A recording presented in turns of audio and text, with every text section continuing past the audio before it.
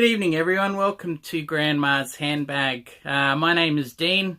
Thank you for joining us. Thank you so much. First things first, cheers to all of you guys. I really appreciate. I can't believe I've just hit 100 subscribers, and I never would have believed the day that you had said 100 people would want to check in once in a while and hear what I got to say about my chosen passion, music. So, VC, everyone else out there on the YouTubes, thank you so much. This one's for you and for me. But thank you so much. What more can I say? How about, I'll tell you what Grandma's little helper is at the moment. We have the Belgian beer triple Carmeliet, so Carmelite Nuns, triple beer. It's got 3 different types of grain in there. You got wheat, oat and barley. 8.4%, so if I keep drinking this at a quick rate, I will make even less sense than I do now. But it's a lovely thing. I'm going to have another sip before I put this down and get on.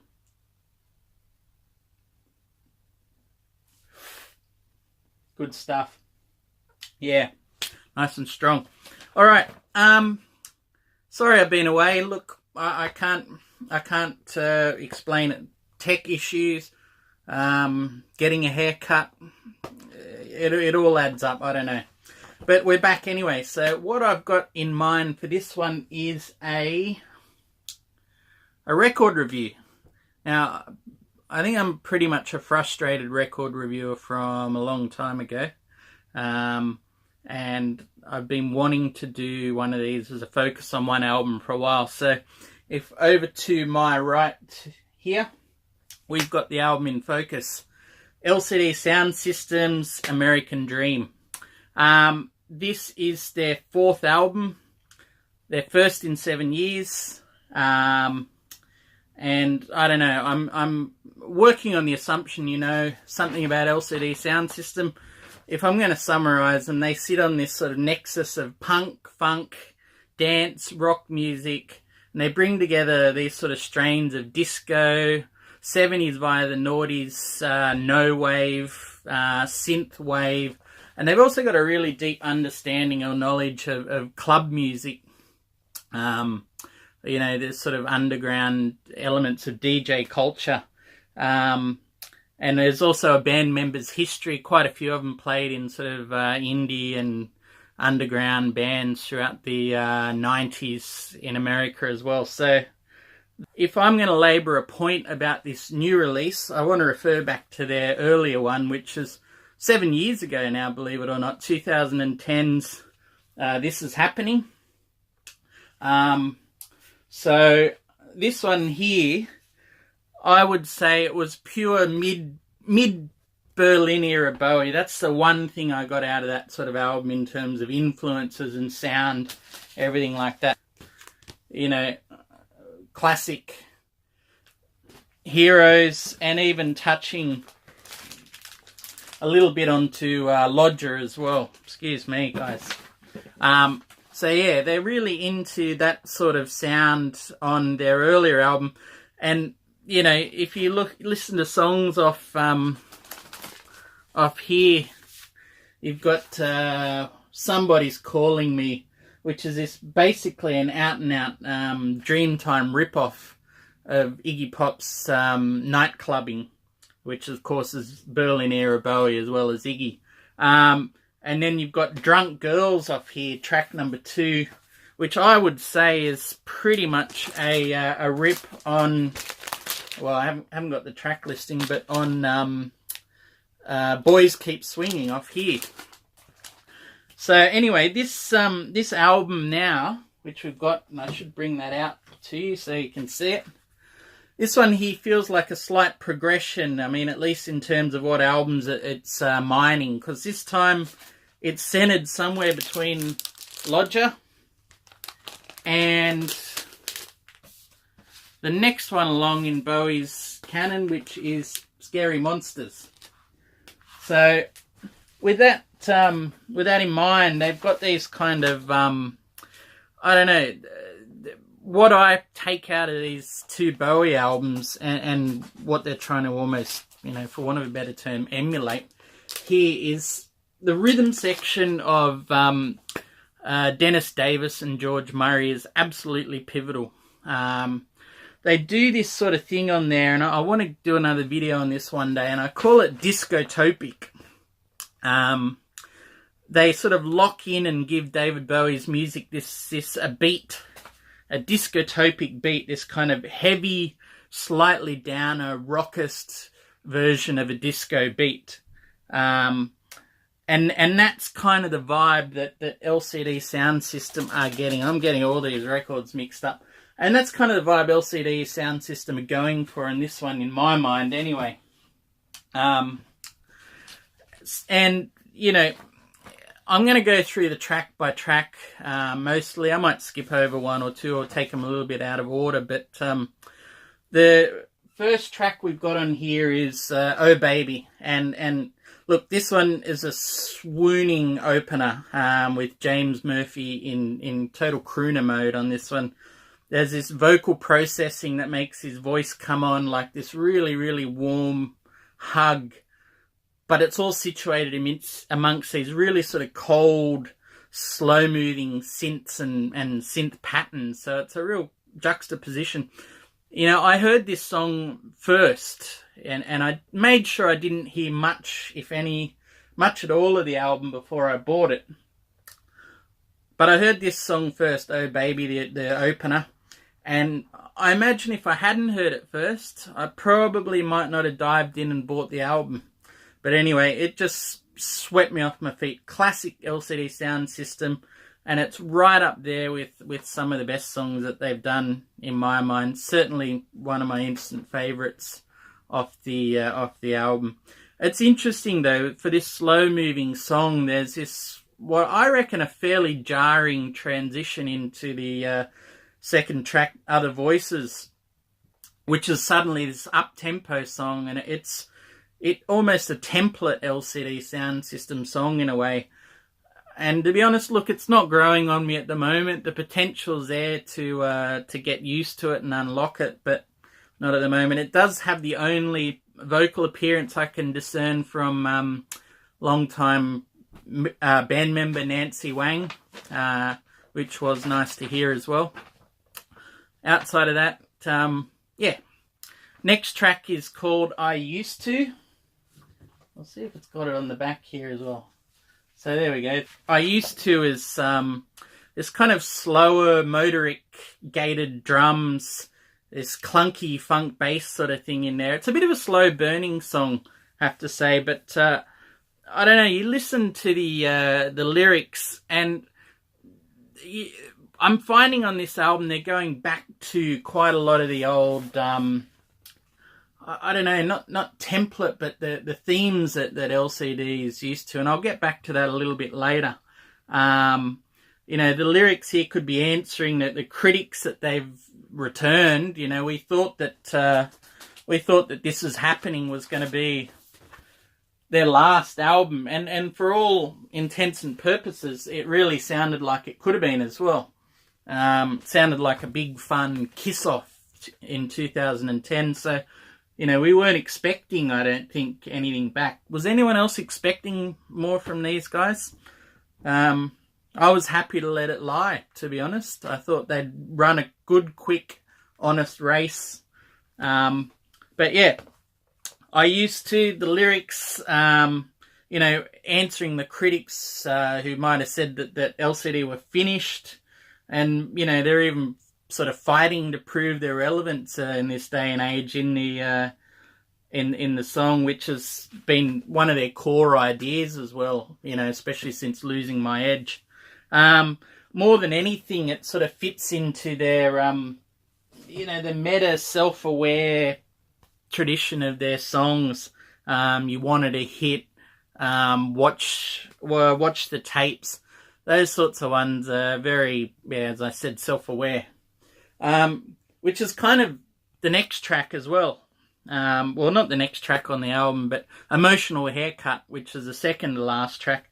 It's definitely one of their rockier songs, but it's also in that Watch the Tapes off Sound of Silver mode.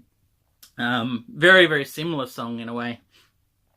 Those similar sorts of ruminations on aging and you know, because you got to remember these guys are no spring chickens now, I suppose, for people that are normally in the dance or electro scenes, people in their mid to late 40s. So, you know, their relevance, they might need to feel the need to prove it from time to time. Anyway, more than anything, it's into that self-aware tradition of songs. It feels a bit throwaway, but on repeated listens, I feel like it's a bit of a grower. There's this metallic clang to it. It feels a little bit angry in a way, and there's this sort of impatient sort of bustle that the song goes along on as well. So there's certainly no lack of energy. Change Your Mind.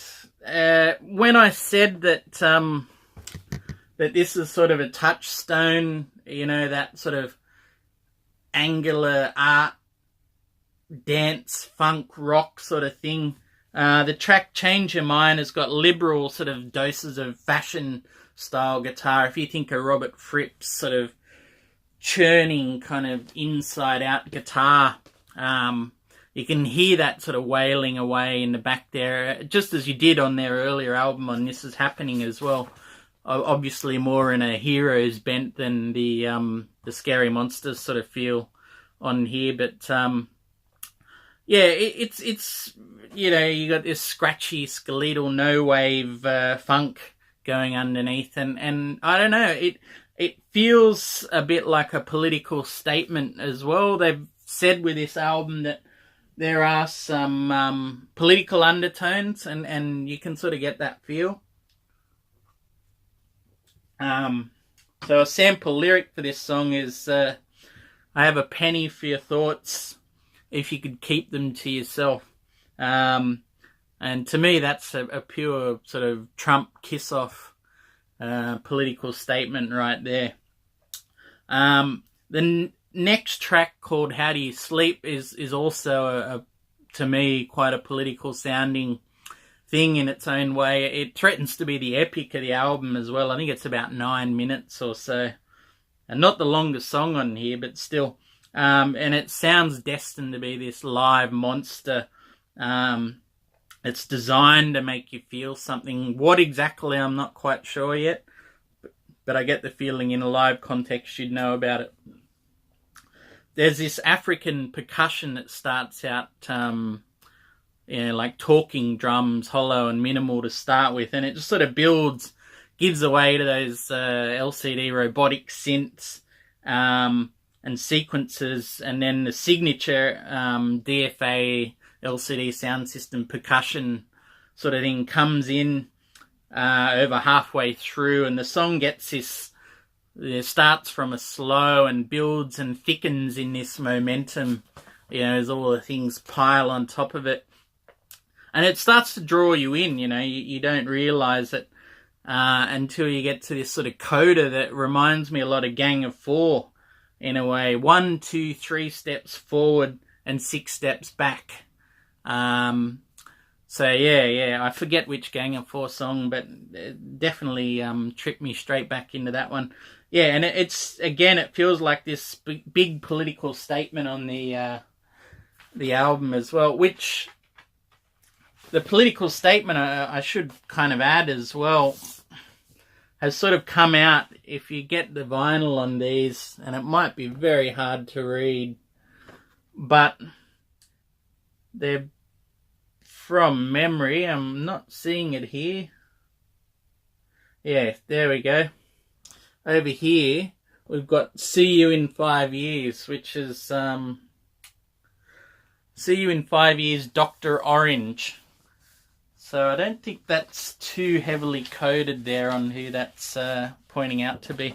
And it makes me wonder as well if thematically that's sort of where LCD were trying to come back in and prove a certain relevance, you know, this with a political edge, you know, and something to say about the matter.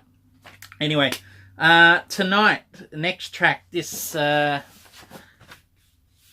got to hear. It's this sort of insistent disco electro clash beat, and it comes off this like a kind of a Mutant Kraftwerk funk song.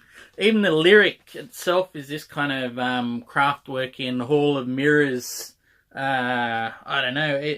It's looking on, that today's digital world, transience and identity, very, very odd thing.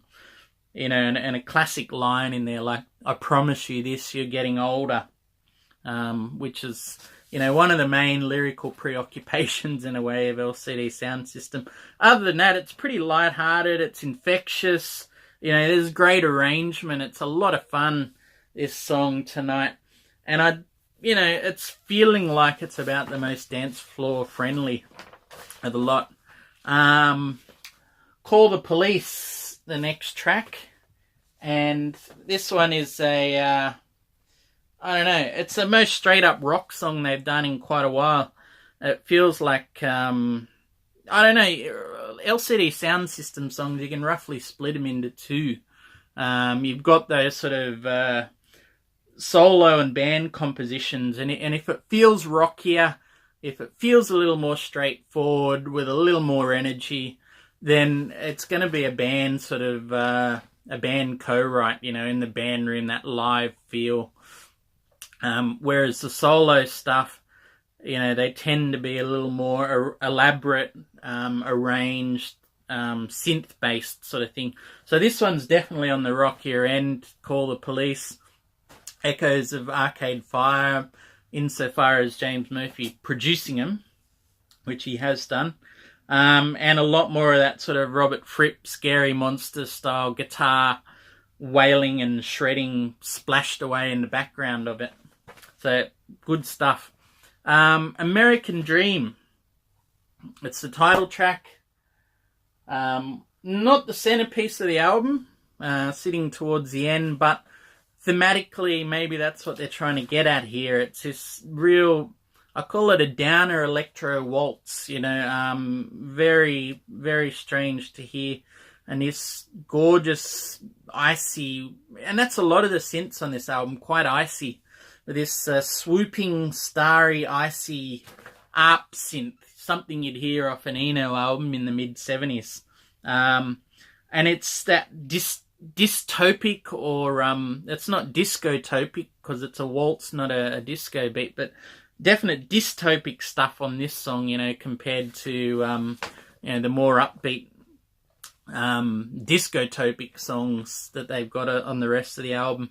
And it's the sound of like Shattered Dreams. It's his dark flip side to New York, I Love You, But You're Bringing Me Down off Sound of Silver.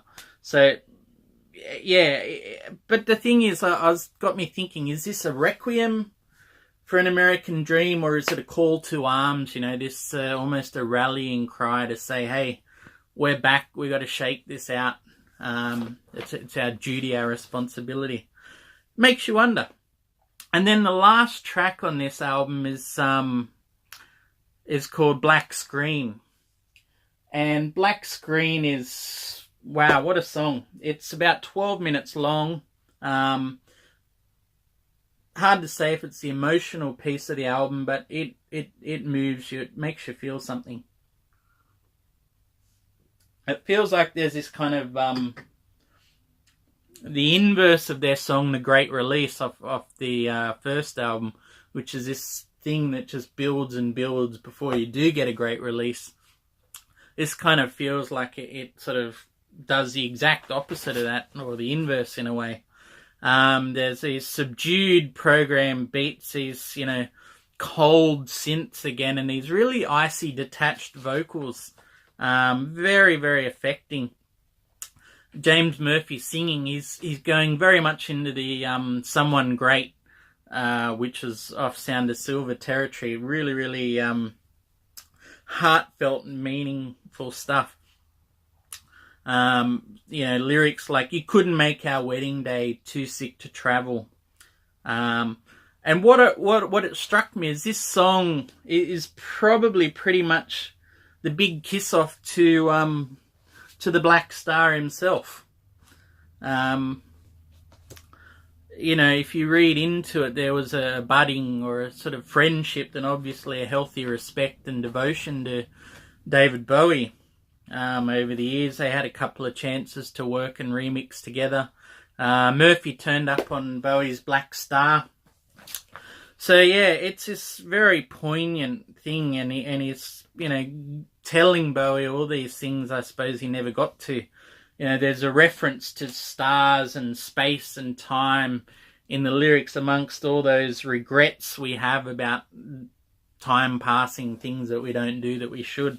And yeah, it fades with this sort of beautiful line, "You could be anywhere on the black screen." Almost as though he's looking out into space and the stars and pondering, where are you now? Where are we now indeed? And then this song sort of transforms via this repetitive synth note into this distracted and really desolate coda. Yeah, it's sort of equal parts this ambient piano mixed in with 2001 Space Odyssey soundtrack. So yeah, it's a beautiful track, and to me it sort of sustains this gravity and feeling over the whole 12 minutes. Probably the least Bowie influenced song on there, which is a nice weird synchronicity considering it's so much about him.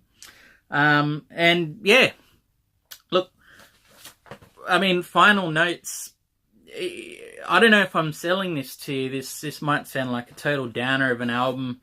You know, it's pretty reductivist in a way to paint it simply as that, or as even simply as a you know, a rehash of these bad boys here. Because it's not. It's still much more than that. And to be honest, I never get tired of hearing Bowie's trilogy. And these guys are about the best interpreters there are. If that's a good or a bad thing, I'll leave that to you to decide. But, I mean, as for this album, there's plenty of movement. You know, there's energy, there's tempo to balance out these more reflective moments, which are also plenty. And I always feel that with LCD Soundsystem, people come to them to do two things anyway, which is to move and to feel. I think it does it. It definitely does, but maybe not with the same peaks or resonance that their earlier album, you know, especially Sound of Silver, those sort of same peaks that they've hit before. But there you go. I mean, I'd have to recommend it definitely as a good album. But when you get to it, it's not the same band that you're going to remember from, you know, well, 10 years ago now, or even 7 years ago now. They're older, they're wiser, a lot more sanguine. You know, so it's just a different beast. And I can't say we definitively needed LCD back, but it's still really good to have them back. So, yeah, if you haven't heard it, grab it, check it out. Yeah, look, Black Screen, Oh Baby, you know, How Do You Sleep? Check them out. Some big epics in there. Tonight was a good simple one as well, but thumbs up for me. Thank you guys for watching. Thanks for bearing with us, and I will talk to you all again soon. Thank you for subscribing as well. Keep making your videos, and love to keep watching them and commenting.